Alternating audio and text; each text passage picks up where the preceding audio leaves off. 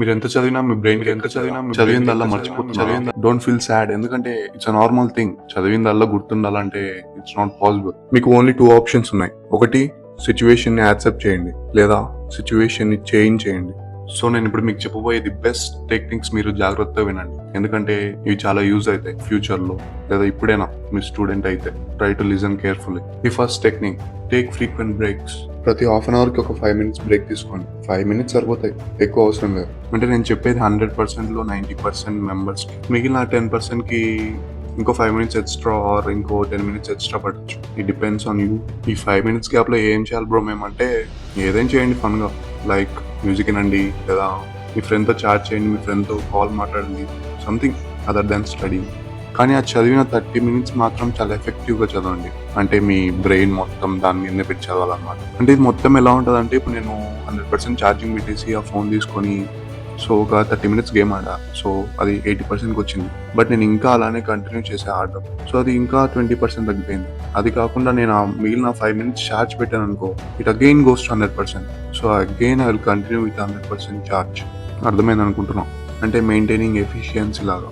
Second వచ్చేసి, try to select good place for your study.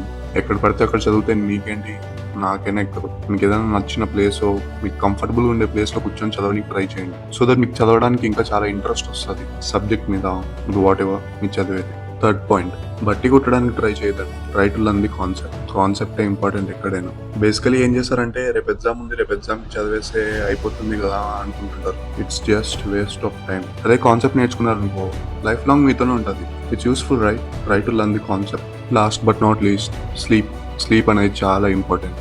ఏం గుర్తుండదు నీకు, పడుకో. మినిమం ఒక 8 hours స్లీప్ అన్న ఉండాలి పక్కా.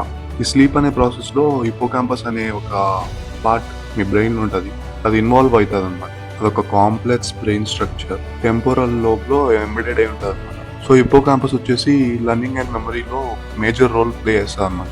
సో స్లీప్ లో 4 stages ఉంటాయి.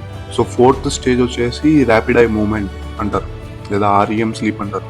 ఈ REM స్లీప్ క్యారెక్టరిస్టిక్స్ ఏంటంటే, relaxed muscles, quick I movement, irregular breathing, elevated heart rate and increased brain activity అనమాట. సో మీకు ఇదంతా తెలుసుకోవాల్సిన అవసరం లేదు, బట్ కావాలంటే తెలుసుకోండి, పోయేదేం లేదు కదా. సో అడల్ట్స్ కి, అంటే ఎవరైనా అడల్ట్స్ ఉంటే తెలుసుకోండి. సో మోస్ట్లీ ఒక పక్కా 2 hours ఉండాలన్నమాట. ఈ REM స్లీప్ అనేది ఈచ్ నైట్ పక్కా 2 hours అన్న మెయింటైన్ చేయాలి. సో ఈ REM స్లీప్ అనేది ఏం రోల్ ప్లే చేస్తుంది అంటే, memory consolidation, emotional processing, brain development and dreaming, etcetera etcetera. So ఇక్కడ ఈ హోల్ ప్రాసెస్ లో పాయింట్ ఏంటంటే, మీరు ఎనఫ్ స్లీప్ లేకుంటే మీకు ఎనఫ్ REM ఉండదు. సో మీకు ఎనఫ్ REM లేకపోతే మీరు చదివేదల్లా పర్మనెంట్ అవ్వదు అనమాట. సో మీ బ్రెయిన్ స్టోర్ చేసుకోలేదు. సో మీరు ఎప్పుడైతే ఈ REM స్లీప్ అనేది, ఈ 2 hours కాన్సెప్ట్ అనేది మీరు ఎప్పుడైతే ఫుల్ఫిల్ చేస్తారో, మీ బ్రెయిన్ కూడా దాని పార్ట్ ఫుల్ఫిల్ చేస్తుంది అనమాట. సో ఇక్కడ ఓవరాల్ గా చెడగొట్టుకునేది మీరే. సో నైట్ అంతా మేల్కొని ఇన్స్టాగ్రామ్ ఓపెన్ చేసి, యూట్యూబ్ ఓపెన్ చేసి, షార్ట్స్, రీల్స్ స్క్రోల్ చేస్తా, you are simply destroying your selfs. Try to understand. So that's it for today. చెప్పిన పాయింట్స్ అని గుర్తుపెట్టుకోండి and try to do something about that. So అందుకు చెప్తున్నాం, ట్రాక్లో ఉండడానికి ట్రై చేయండి. ఇంకో వీడియోతో మేము ముందుకు వస్తాం. అంతవరకు బాయ్. అండ్ చెప్పడం మర్చిపోయినాం, I will be gone soon.